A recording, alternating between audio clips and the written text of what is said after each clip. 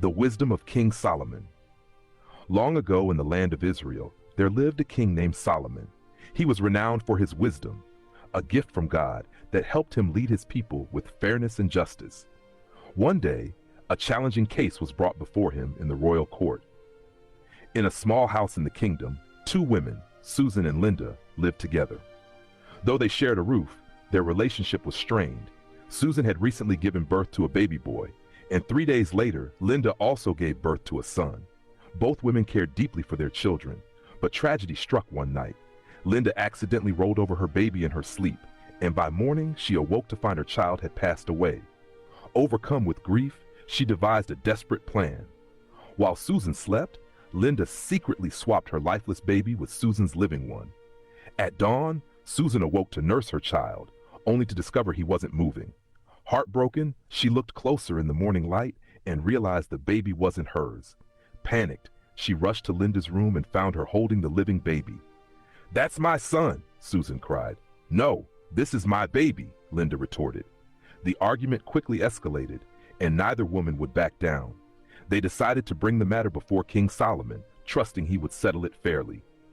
In the palace, Susan explained her side of the story. "My lord, this woman and I lived together. I gave birth first, and 3 days later, she had her child. One night, her baby died, and she secretly switched her dead child with my living one while I was asleep. When I woke up and saw the dead child, I knew it wasn't mine. She has my son." But Linda interrupted. "No, the living baby is mine. The dead one belongs to her." Back and forth they argued until King Solomon raised his hand for silence.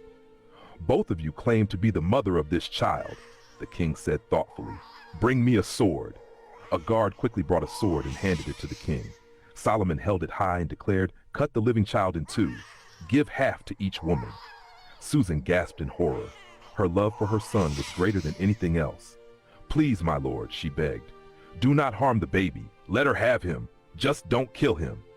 But Linda, who was not the true mother, coldly said, "Yes, divide the child. That way, neither of us will have him." King Solomon lowered the sword and spoke firmly. "Do not harm the child. Give him to the first woman, the one who pleaded for his life. She is the true mother." The court fell silent as the wisdom of King Solomon became clear. Susan wept with joy as her son was returned to her arms, and Linda was dismissed in shame. News of the king's wise judgment spread throughout the land, and the people marveled at the wisdom God had bestowed upon him.